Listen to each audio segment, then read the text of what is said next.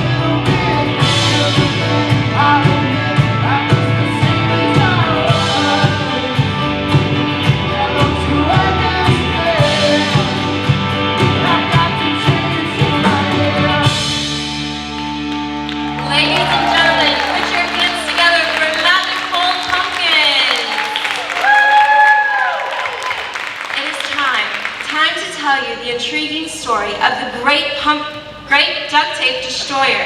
And so we begin. Once upon a not too distant time, there was a strange and abandoned city full of broken things. Broken pots and pans, cords and cans, houses and moats, old bikes and old boats, trellises, trees, broken. Nothing new. Everything was in a sorry, shabby state. One dark and stormy night, a small group of weary travelers stumbled into that broken down, abandoned city and decided to stay the night. We are a group of weary travelers, and we've stumbled into a broken down, dreary city. and we have decided to stay the night. The town reminded them of an old broken down house in which they had once played in as children. Oh, this reminds me of an old broken down house we once played in as children. Okay, I have an idea. Why don't you actors let me tell the story and then you play out the important parts of it when I give you the signal? How does that sound? Great idea. Great idea. Next 1, 2, 3, great idea. I'm glad we understand each other. I just have 2 very important questions. Great magical voice in the sky. One, what is the signal? And 2, is it creepy because I don't do creepy? Okay, let's just move along with the story, and I think it'll all work itself out. May I continue now? Be our guest. Be our guest. Be our guest. Tell your story while we rest. Oh, great voices in the sky, let your narrative take flight. Thank you for that. I have a feeling this is going to be a long night. The 3 travelers were very old friends, and this abandoned city seemed to draw them in because although it was in a sorry state, it somehow made them feel at home. And although they traveled together, they really had no idea where they were going or what they would do if they ever got there. They were just breathing, walking, moving forward, hoping to get somewhere, someday, and for some reason that they hoped would become apparent to them at some point. The broken down town that they stumbled into that dark, stormy night seemed even worse off than they were. And so maybe, if they rolled their sleeves up and brought some meaning to this little, broken down mess of a town, maybe they would discover something more. If they could just raise up this town from the dead, their own meaningless existence would go up and up with it.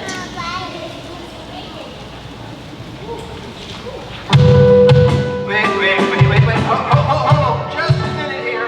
Excuse me. Wait. Why is there music in the middle of our story? Oh, please let me first apologize to Imaginable Pumpkins and then to all of you who purchased tickets tonight to this prestigious show. Our amazing actors told us they didn't need rehearsal, so we are trying to be patient with their theatrical genius. To answer your question, we're telling the story with music at some parts, so we don't overextend your acting endurance.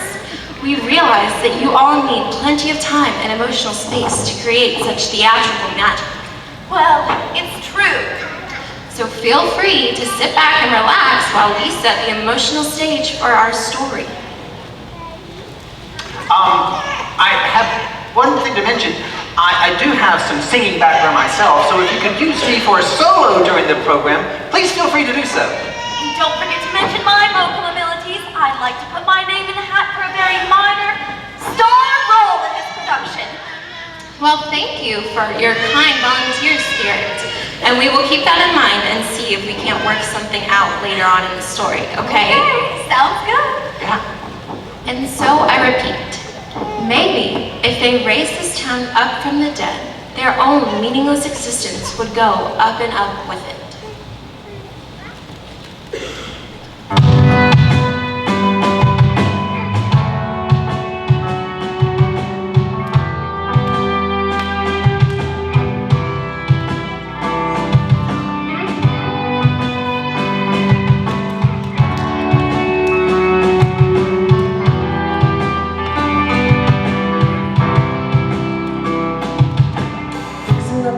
To drive it again, searching for the water, hoping for the rain. Up and up, up and up.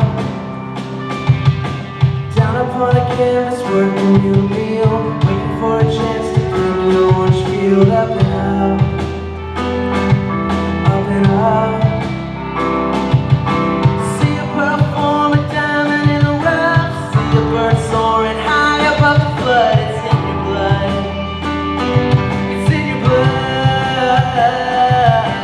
Underneath the storm and umbrella saying, sitting with the poison takes away the pain. Up and up,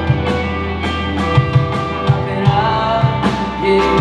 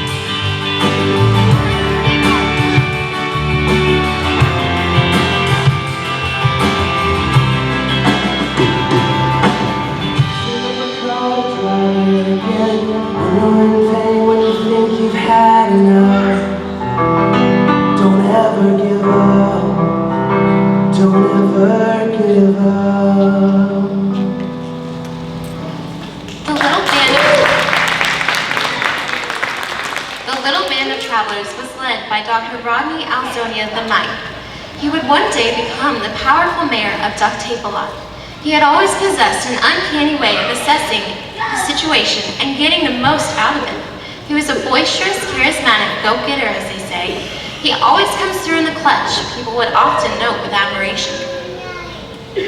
Nothing gets by Dr. Rodney Alzonia. He's a man who knows what he wants and gets it. Does anybody see my teeth? I can't find my stinking spectacles either. Then there was the lovely Miss Victoria, who along with her striking beauty also possessed an exhilarating, bubbly personality to match. She had a laugh that was infectious. Oh, I'm laughing and I don't even know what I'm laughing about. I guess it's just my vivacious personality again. Wherever Miss Victoria went, heads turned. People literally got in line to know her. She had a hypnotic effect on everyone she met.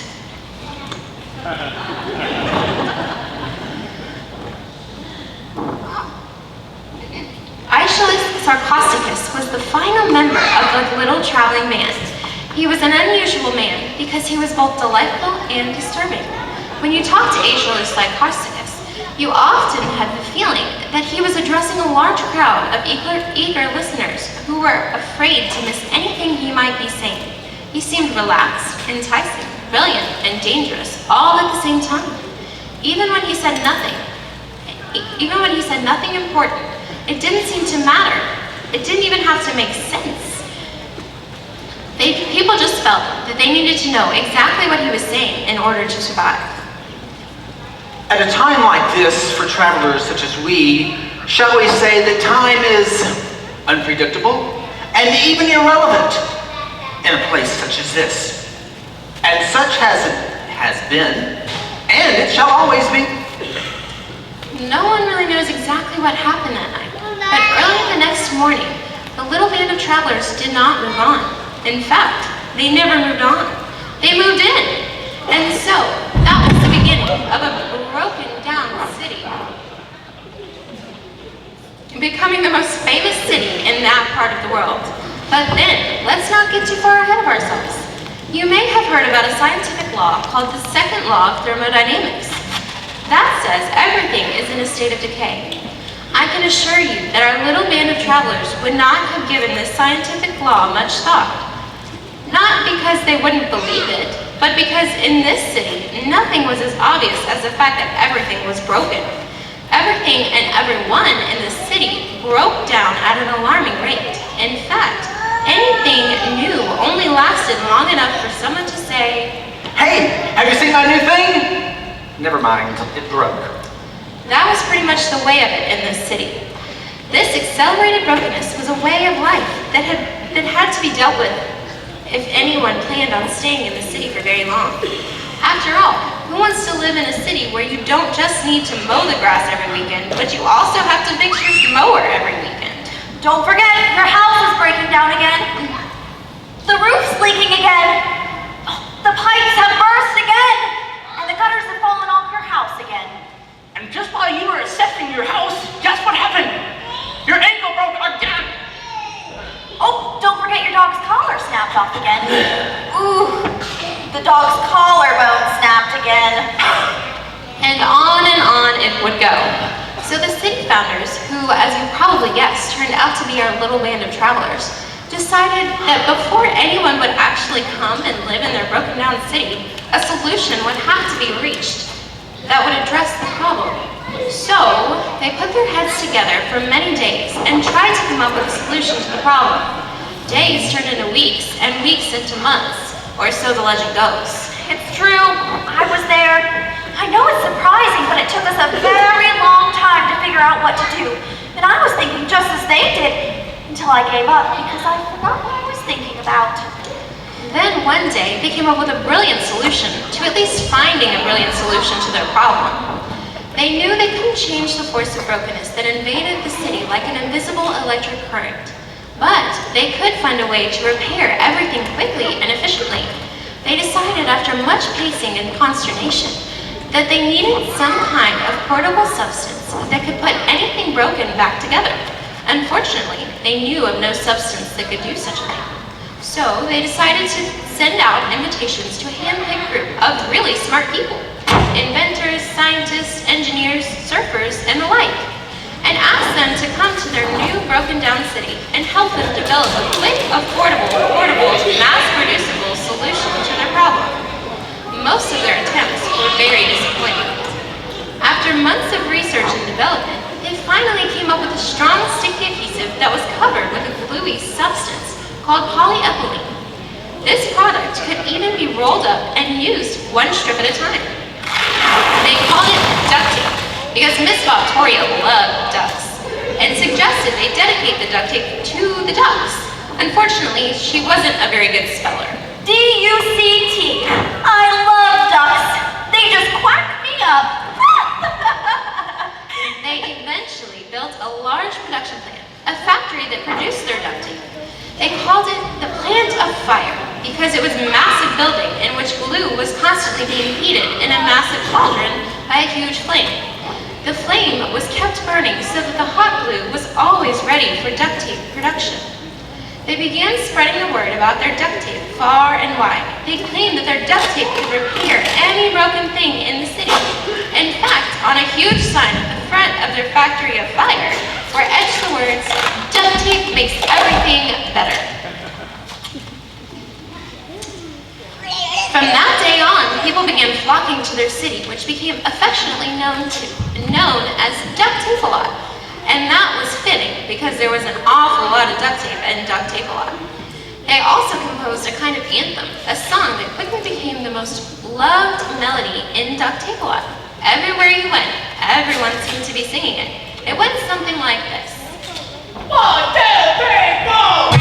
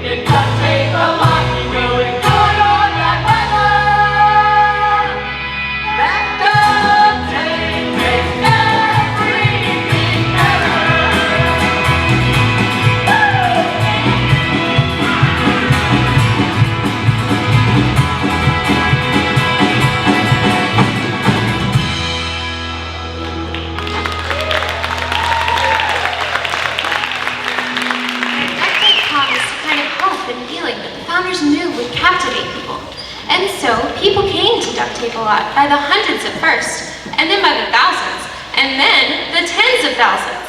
The three founders, who also made up the town council, the mayor, Miss Victoria, and Sarcosticus, received significant profits from the sale of the duct tape, and so grew powerful and wealthy. Everything was held together by duct tape, and everyone wanted more of it. The city that was held together by strips of polyethylene grew bigger and bigger while becoming more and more broken down at the same time. Now the founders realized, even if no one else did, that their city, their little empire, would eventually collapse.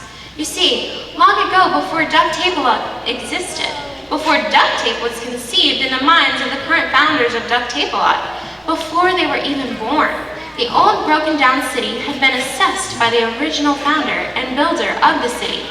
Centuries before the true founder and builder of the city had declared it to be unfit for habitation forever.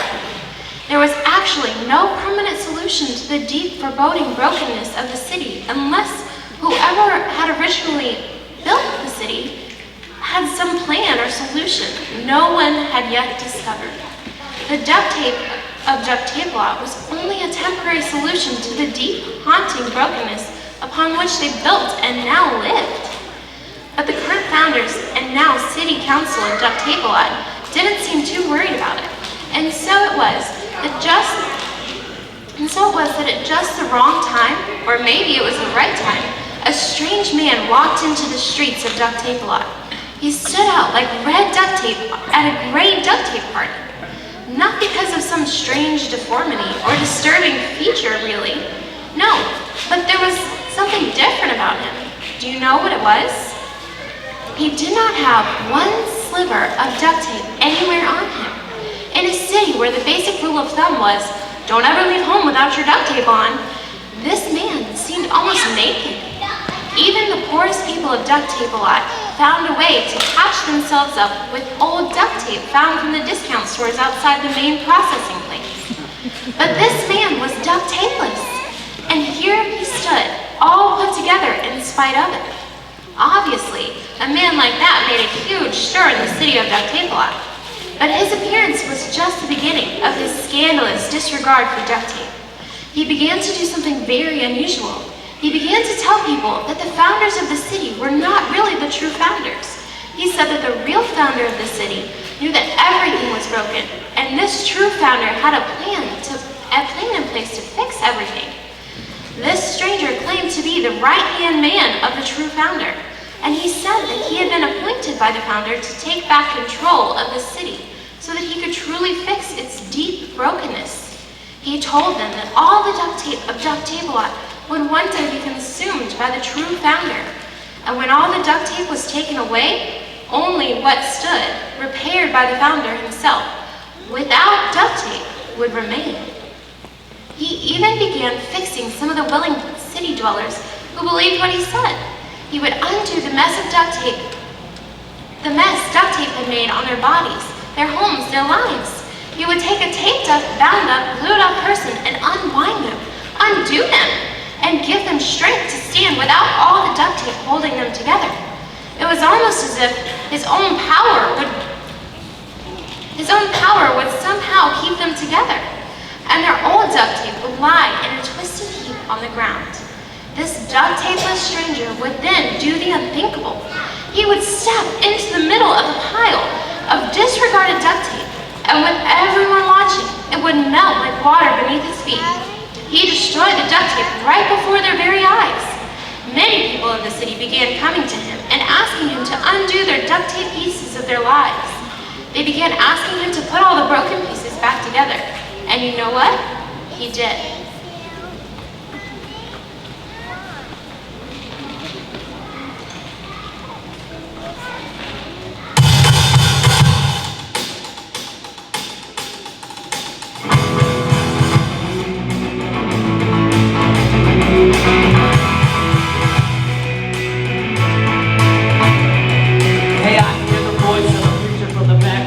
Calling my name and I follow just to find you. I trick the face to a broken down television and put on the weather. And I've trained myself to give up on the past, cause I froze in time between hearses and caskets. Lost control, so I started trying to fix myself. I wanna get better.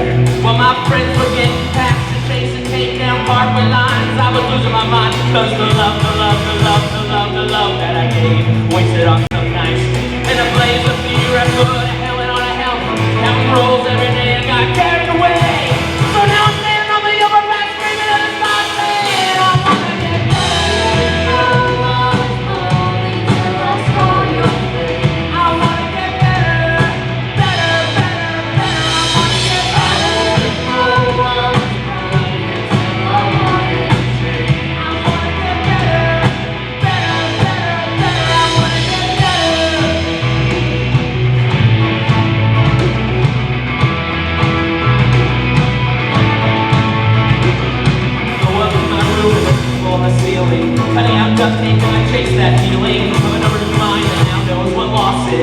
and now I'm a stranger. And I miss the days of a life still permanent, more than years before I got carried away. So now I'm staring at the interstate, screaming at myself, saying I wanna get better. I wanna get better, better, better, better. I wanna get better. I wanna get better, better, better, better.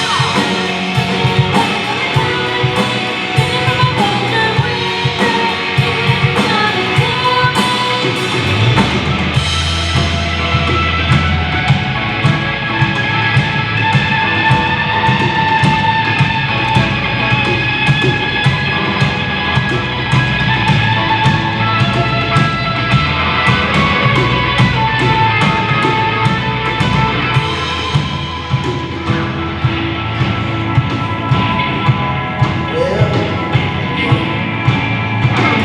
I woke up this morning early before my family, from this dream where he was trying to show me how a life could move from the darkness. He said his way was better.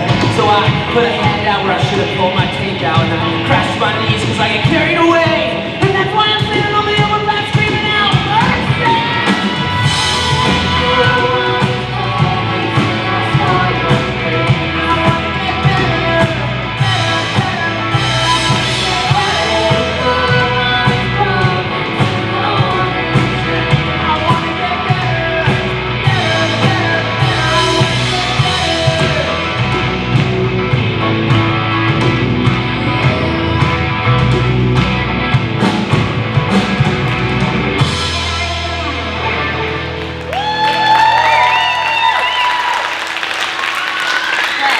The word, of course, got back to the founders.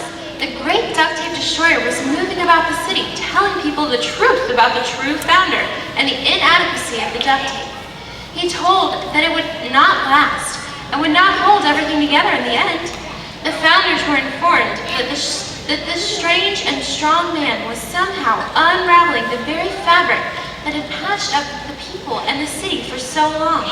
He was destroying all they had worked for, and if they did not act fast, the city that they had built would either fall down around them or be so transformed that the duct tape would no longer be needed.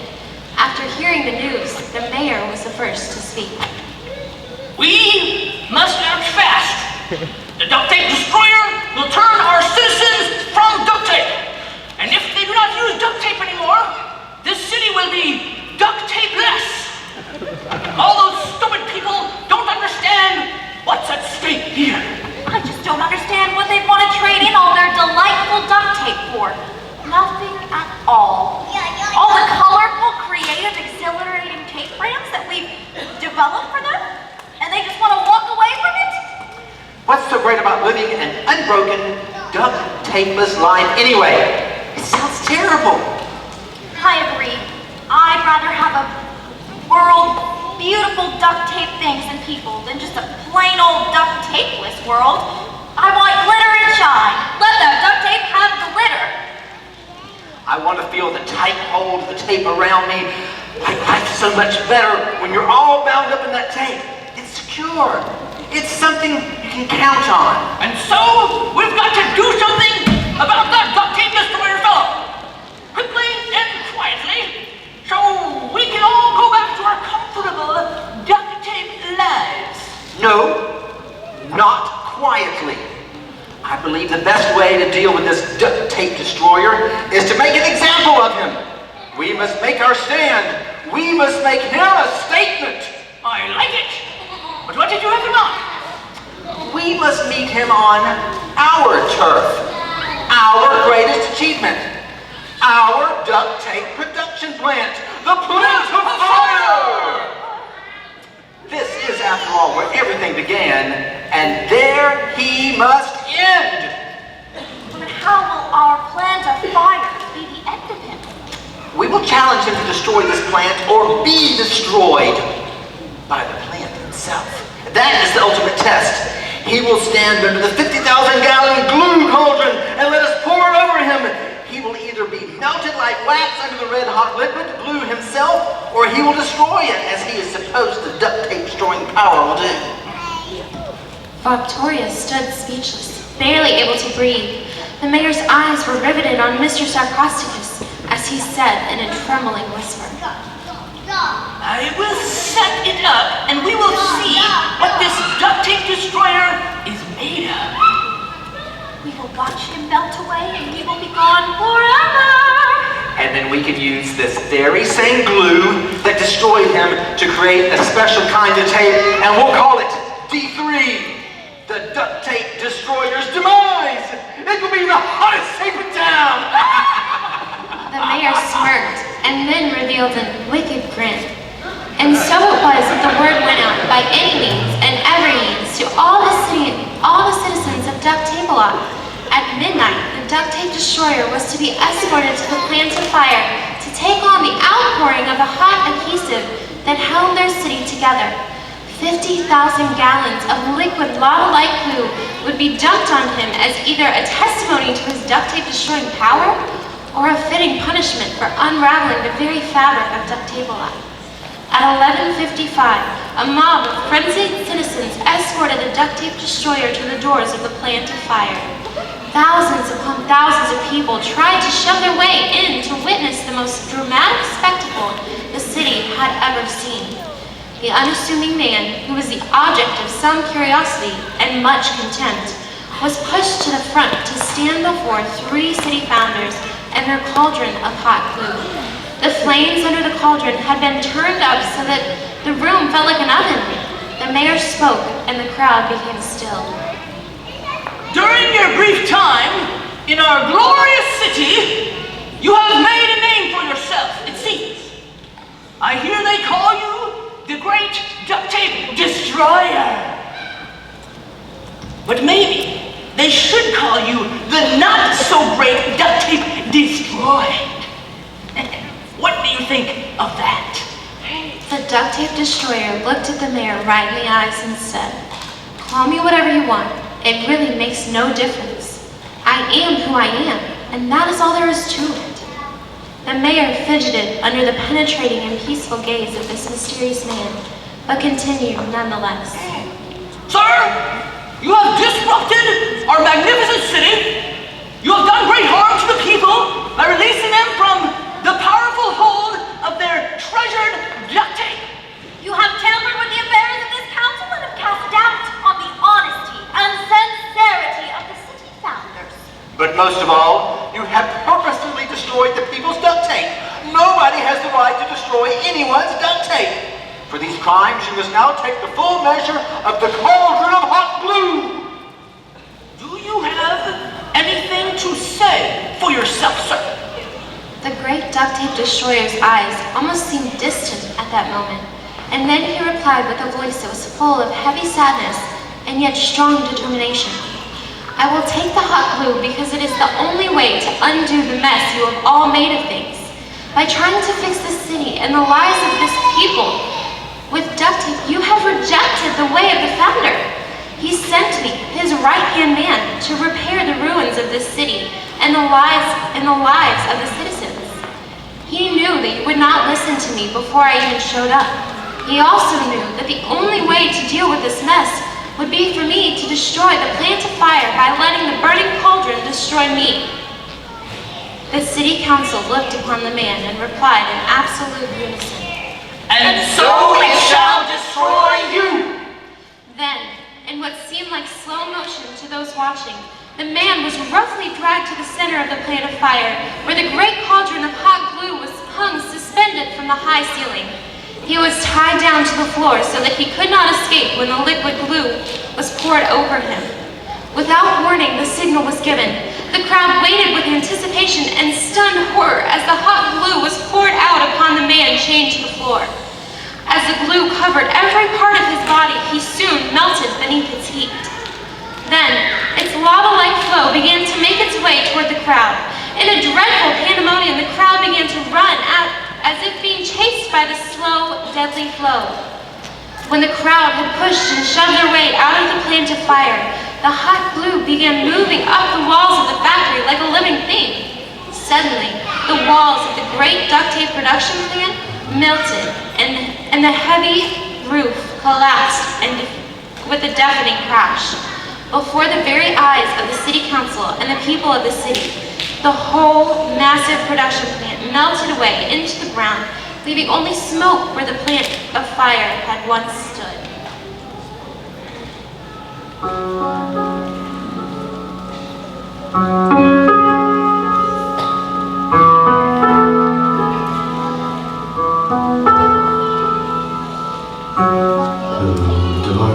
My old friend, I've come to talk with you again, because a vision softly creeping left its seeds while I was sleeping, and the vision that was planted in my brain still remains within the sound of silence. Restless streams I walked alone,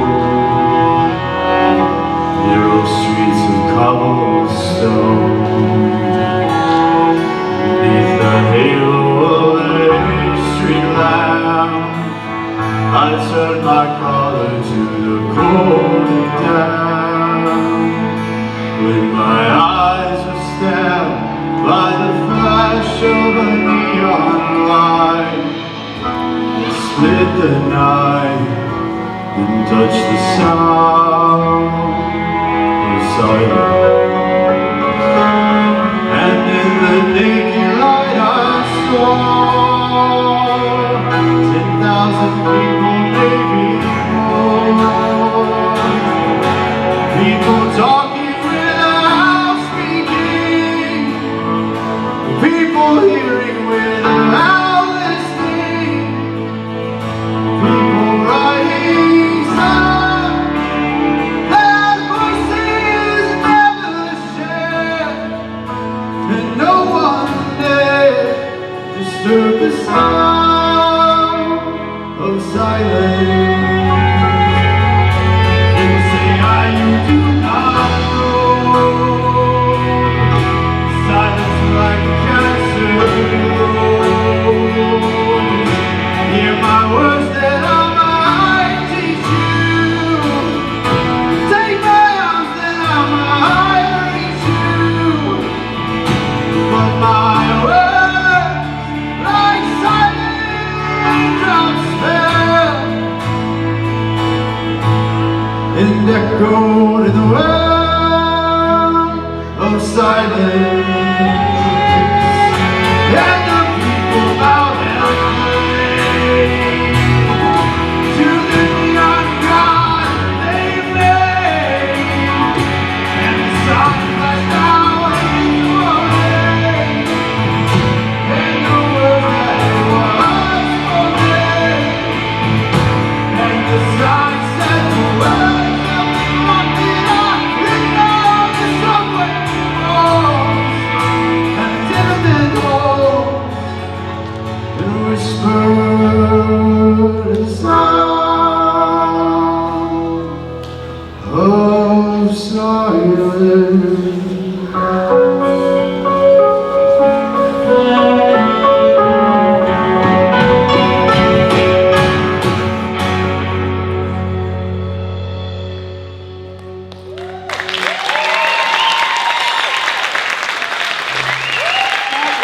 Something strange happened. Some of the city people began weeping, and some began to throw their rolls of duct tape into the smoldering dark space in front of them. The duct tape would hit the smoldering ground and melt away. Then, even the duct tape in which they were covered would fall to the ground and melt under their feet. Some of the city people were confused. Some were even angry. Their treasured plant of fire was no longer in operation. The only thing left to do was run home and make sure that their stored up duct tape was still safe and sound. After all, the crazy people who were getting rid of all their duct tape would obviously want it back eventually. So they all ran back to their houses to make sure their prized duct tape remained secure. But for those who stayed and cast their old duct tape rolls into the black, burning space where the great duct tape destroyer had been, their duct tape melted away. They say something else astounding happened that night. Not long after everyone else had walked away, the duct tape destroyer himself stepped out of the smoky darkness. He defeated the plant of fire and proved his power by walking among all of those who had cast their tape into his smoldering remains. They even say he had a lingering burnt smell on him, but somehow it was the sweetest smell they had ever inhaled. It was like breathing in life and healing.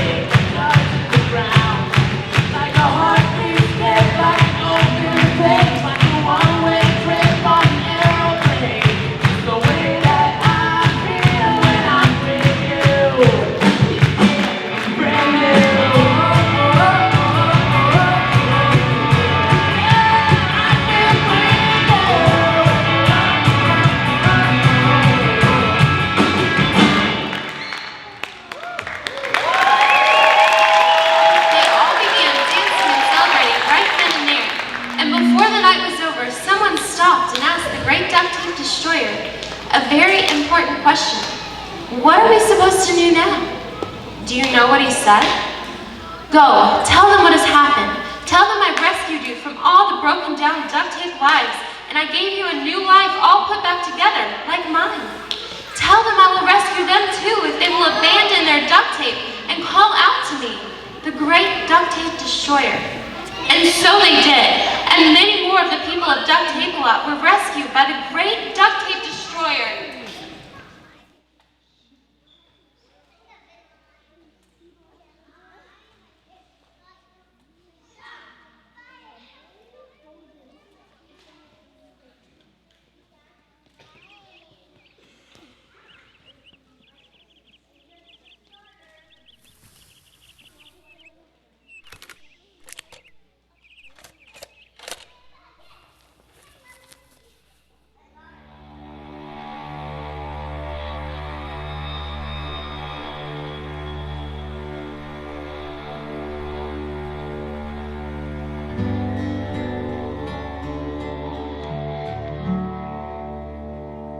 All this pain, I wonder if I'll ever find my way.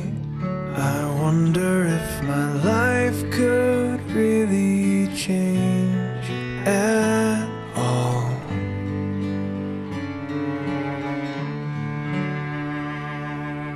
All this earth, could all that is lost ever be found? Could a garden come up from this ground at all?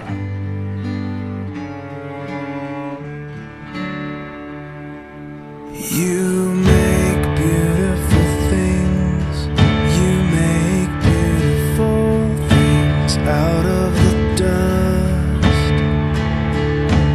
You make beautiful things, you make beautiful things out of us. Oh, you make beautiful things, you make beautiful things out of the dust.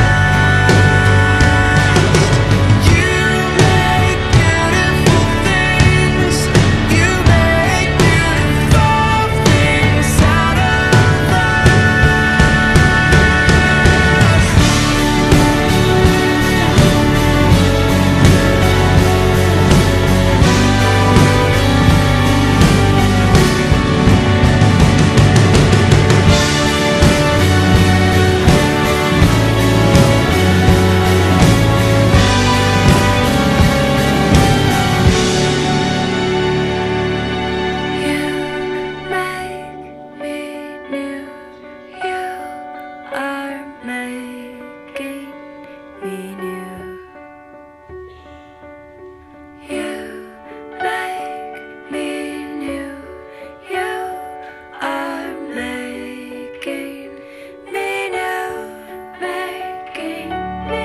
you make